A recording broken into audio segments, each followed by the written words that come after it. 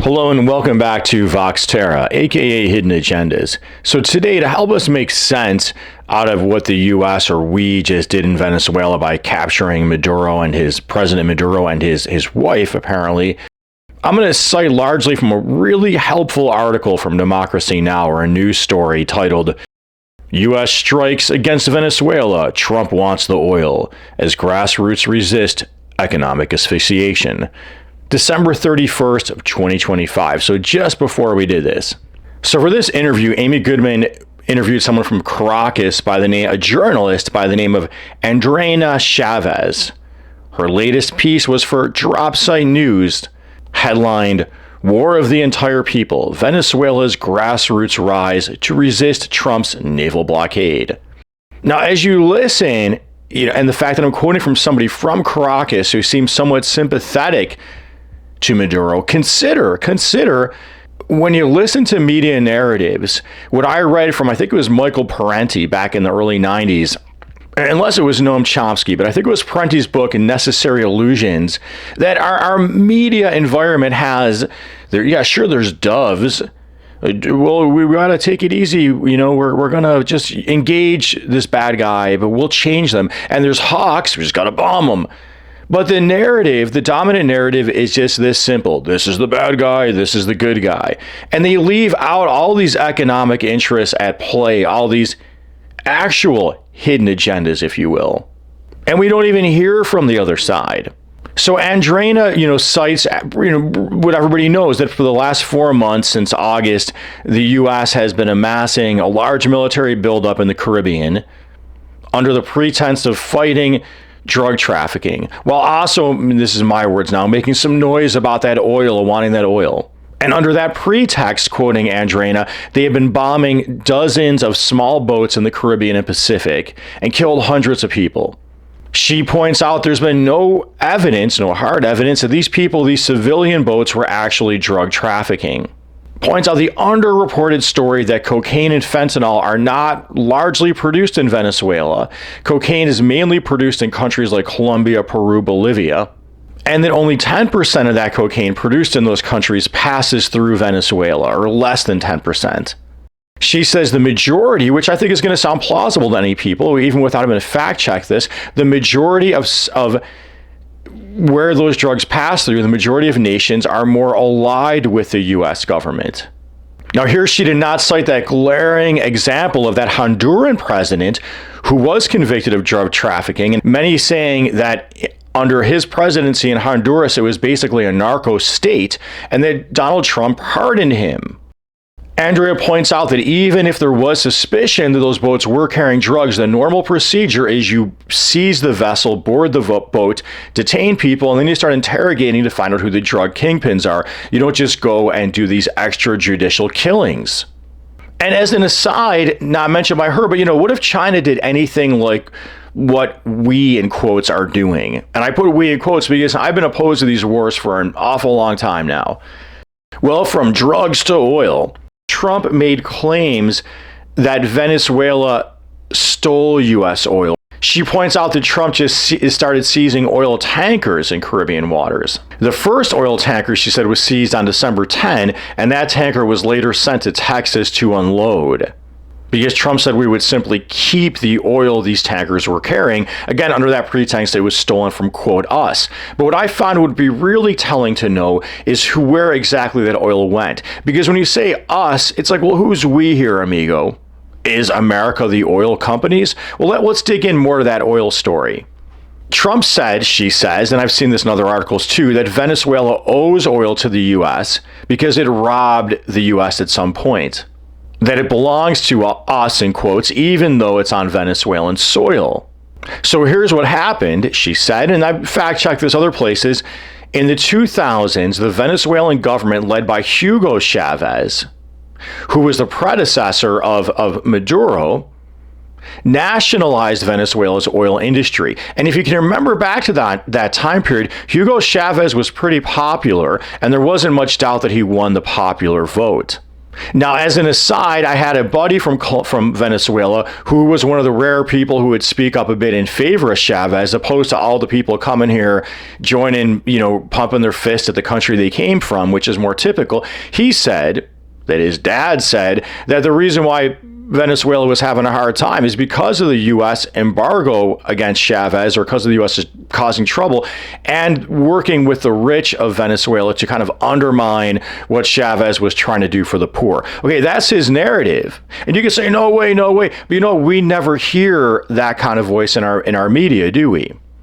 Now, back to the interview with Andrea, that meant, she said, that once Chavez nationalized the oil, it wasn't a clean taking, but they now had to transfer ownership and then create joint ventures where there'd be mixed ownership, but the Venezuelan state, or the public sector, I prefer, would have the majority stake.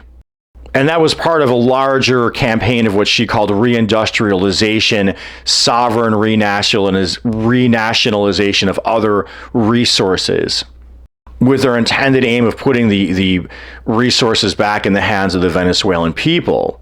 Now, Andrea points out that a lot of corporations, especially she cites ConocoPhillips and ExxonMobil, and I think that's really interesting because I've seen definitely ExxonMobil cited a lot as a source of blocking change on climate action, or blocking a transition to renewable, or working to also spread disinformation and confusion about the nature of climate change and greenhouse gases. She said that ConocoPhillips and ExxonMobil didn't like the idea that Venezuelan state was going to now have a majority stake in these joint ventures, so they decided to take their bat and ball and go home, or leave Venezuela and abandon their oil facilities, and then making claims through international arbitration, wanting to get some kind of compensation. And then we've seen these rumblings and anger at Venezuela about the oil. We heard John Bolton under Trump 2016, the first presidency, talk about, we're going to come for your oil. So we can argue that our foreign policy is dominated by elements dedicated to a privatization agenda. And that's not really highlighted for us, nor are these business interests highlighted for us, interests that I don't feel really serve our public.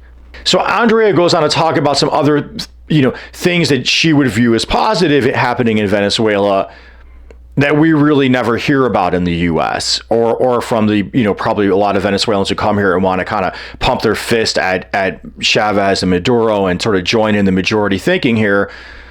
She talked about something called a communal movement, and that these communes were beginning in about 2009, and they were part of this transformation of society. The whole point being that people who share territory would unite and organize to manage their own resources, manage their own communities, organized in the case of rural communities, organized to produce food, which really we should be doing here, shouldn't we? To produce services, which shouldn't we be doing that here? And to then distribute that within the community. And it really doesn't that seem like basically a good idea to have some kind of local infrastructure? It's kind of like the buy local movement, support local movement. Now, people when I was growing up and still would like to say, these failed experiments, but it leaves out that we, in quotes, have hectored these experiments. Here, Andrea cites Elliot Abrams, an interview she heard a couple days earlier, talking about the need to asphyxiate the Venezuelan economy, to bring that government down. So there's an element of self-fulfilling prophecy. We can't have a better look. Whenever anyone tries to make a better society, look what a failure. Well, the attempt was sabotaged, amigo. The attempt was sabotaged. Now, and that's a general principle.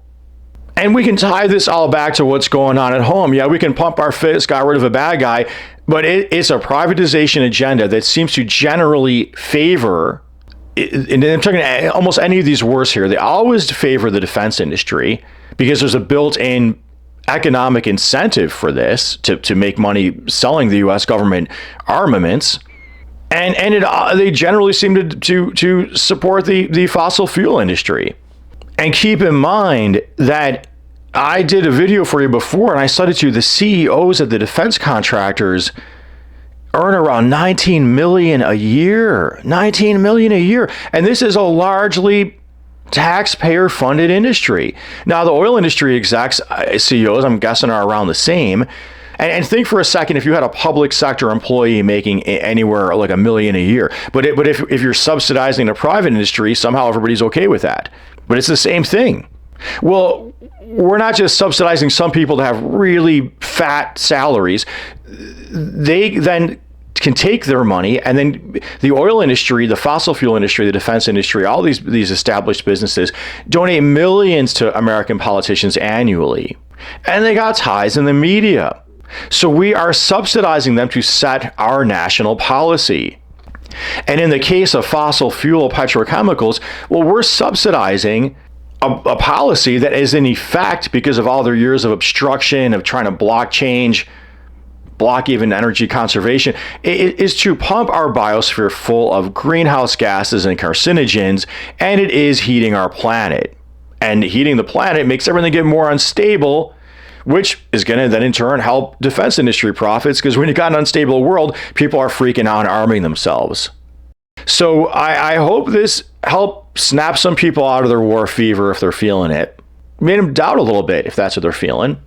And I hope it planted a seed towards leading to a greener, more peaceful world.